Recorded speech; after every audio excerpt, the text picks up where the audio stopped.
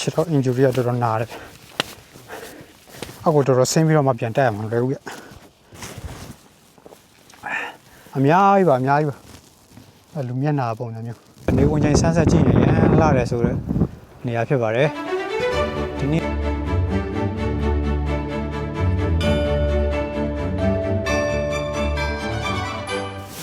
ကျွန်တော်တို့ဘူးမိုဆန်းကို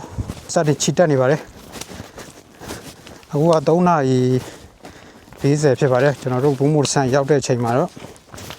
ညနေ6 နာရီဝန်းကျင်လောက်ဖြစ်မယ်ပေါ့နော်အဲ့ဒါဆိုလို့ရှိရင်ကျွန်တော်ဆန်းဆက်ကြည့်ဖို့ချိန်ကွက်တိရမှာဖြစ်ပါတယ်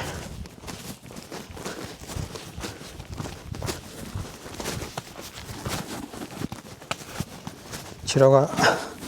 running လောက်တော့ injury ထိထားတာအဆင်းနေမှာတားနာအတက်ကလောက်မသိတာ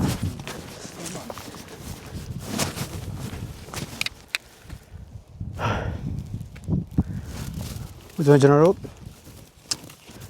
ဘူးမိုဆန်ထိကို 3.6 km ထပ်သွားရအောင်မယ်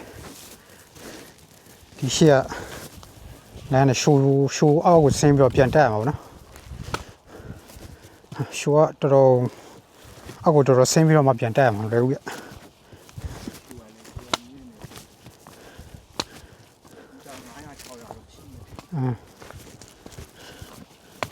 တရားလေးဖောက်လိုက်ပြီးရောနော်အော်မကားလမ်းနဲ့လမ်းမြင်ရတယ်မကားလမ်းလားပါစပိန်လမ်းလားမသိချစ်တက်ကြဗျာ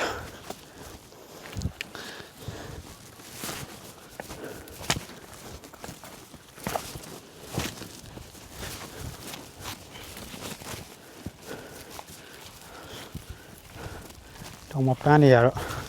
ကြောင်ဆောင်ပွင့်နေကြပါတယ်ကျင်းသားလေးတို့ချာဘာပန်းနေလေတော့မသိခြ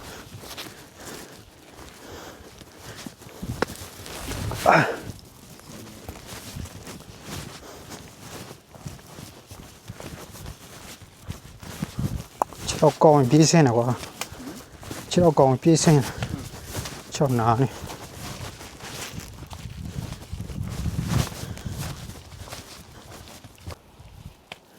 ီမှာတွေ့ရတဲ့မြင်ကွင်းကတော့တောင်တက်ခရီးသွားတယ်အမတ်တရလောက်သွားတဲ့ကြောက်ပုံလေးတွေပေါ့နော်အများကြီးပါဟိုးအောက်ထိဒီဘက်ကျွန်တော်ဒီဘက်နောက်ကျောမှာဒီဘက်နောက်ကျောတွေမှာအများကြီးပဲ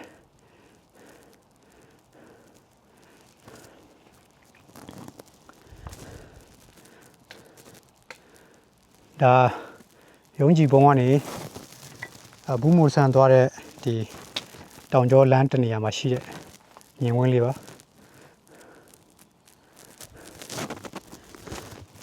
ဟိုးအရင်ကတည်းကတောင်တက်ခီးသွားတယ်ပေါ့နော်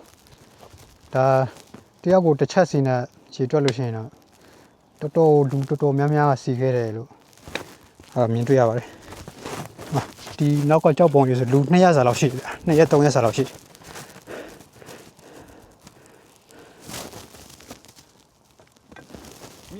ပေါ်တော့ဟာကိုမြင်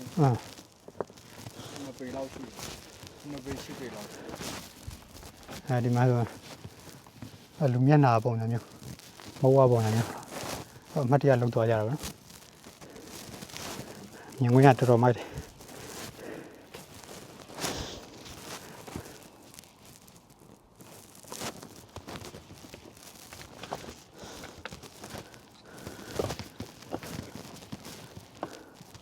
နောက်မှာ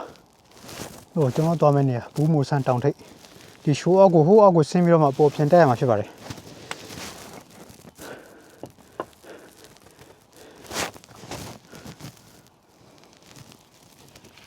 โอเคခီးစမ်းမယ်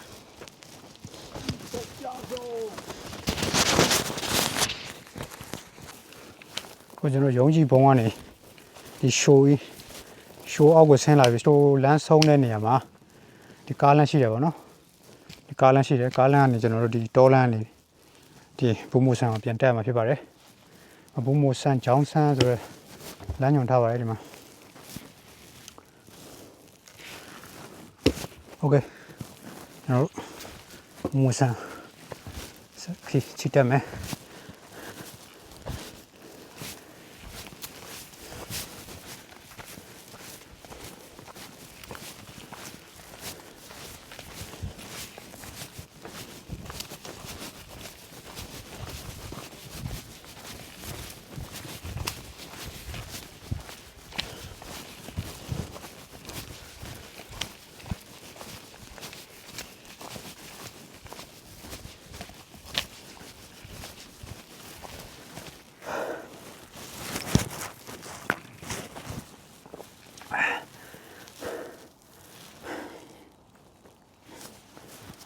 ချင်းကဲနော် ဘာလို့သူကအခုစစ်မိရနော် ဟော ကျွန်တော်နောက်ကလိုက်တဲ့လူဆိုတိတ်မချင်းဘူး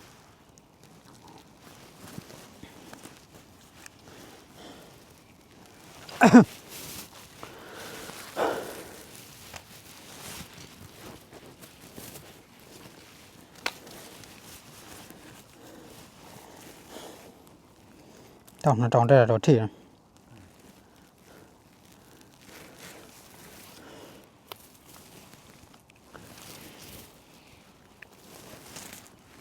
ညညကျုံမီတာတွက်ရင်ဟိုကောင်က900ဒီဘက်ကလည်း900နော်တကယ်ညာ อืม ပေါင်းလို့ရတယ်ဟုတ်တယ်လေဟိုဘက်ကလည်း900တက်ခဲ့ရတာ อืม ဒီဘက်ကျတော့လည်းတစ်ဆက်ထဲမှာမဟုတ်တာဒီကလည်းတစ်ခါပြန်တက်ရတယ်1500လောက်ပဲကြာ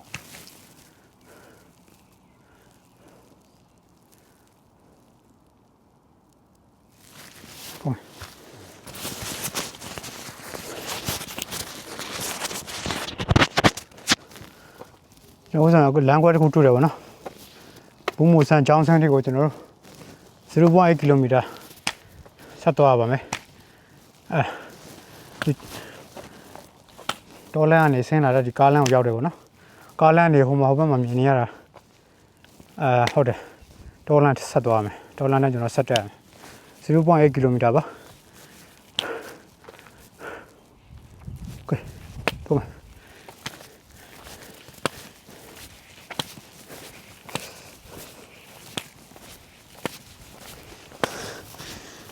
ချစ်တော့ injury ရတော့နာတယ်စေကံပြပြီနားအောင်အော်ဒီလားနော်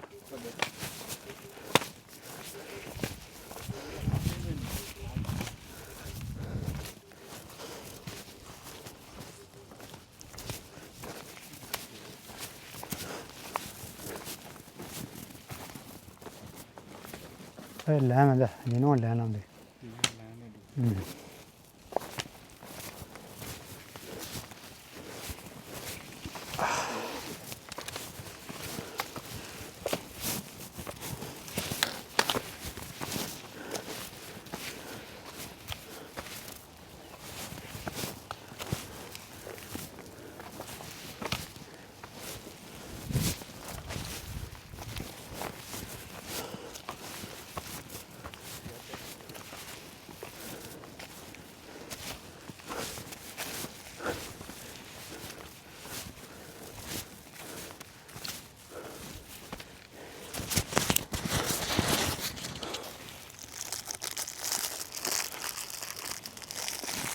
စံ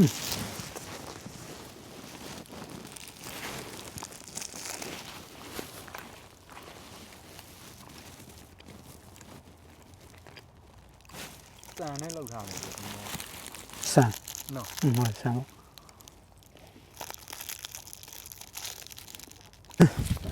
ဘုဆိုရင်ကျွန်တော်တို့ဘူးမိုဆန်ကျောင်းဆန်းကိုရောက်ရှိခဲ့ပါပြီမတ်ထဲမှာပြထားတဲ့အချိန်တိုင်းမှာကျွန်တော်9နာရီမိနစ်40မှာတောင်ထိပ်ကိုရောက်နိုင်ခဲ့တယ်ပေါ့နော်နောက်ရောက်တော့ကန်ဆိုးစွာပဲကျွန်တော်တို့ဒီနေ့ကနေမပွင့်ဘူးဗျာတိန်နေဖုံးနေပါတယ်တိန်နေဖုံးပြီးမြူတွေစားပြီးတော့နေမပွင့်ပါဘူးဒါသူတို့ကမိုးရွာတော့မလို့မိုးလည်းမရွာဘူးဗျနေလုံးဝမပွင့်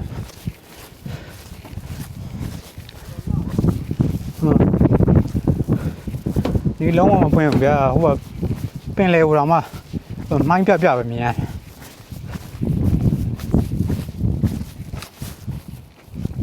ဆိုကျွန်တော်တို့ချောင်းမျိုးကဘူးမိုဆန်းဒါဆိုလို့ရှိရင်ဆန်းဆက်ကြည့်တဲ့နေရာပေါ့နော်ဆန်းဆက်ကြည့်ဆန်းဆက်နေဝင်ချင်းဆန်းဆက်ကြည့်နေရန်လာတယ်ဆိုတော့နေရာဖြစ်ပါတယ်ဒီနေ့ကတော့ကျွန်တော်ရောက်တဲ့နေရာကန်ဆိုးစွာပဲမိုးတွေအုံပြီးတော့နေကိုမမြင်ရပါဘူးဗျာဟိုးနောက်မှာပင်လေကြီးကိုလှမ်းမြင်ရပါတယ်ရာသီဥတုကမကောင်းမိုးတွေအုံတယ်လေတူကမကြည့်နေဘူးပေါ့နော်ဒီရန်တိုက်ပါတယ်ကဲပင်လေရင်မျက်နှာပြင်ထက်801.9 ကီလိုမီတာခြ ံဝန်မြို့ရဲ့ဘူးမူဆန်းဖြစ်ပါတယ်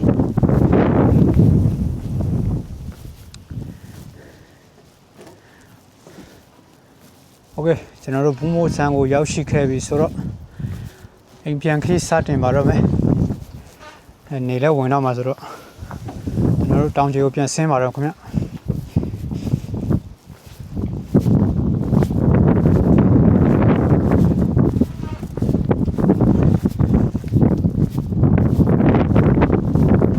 နောက်တစ်ချိန်ရာသီဥတုကောင်းတဲ့အချိန်နောက်တစ်ခေါက်ထပ်လာခဲ့ပါဦးမယ်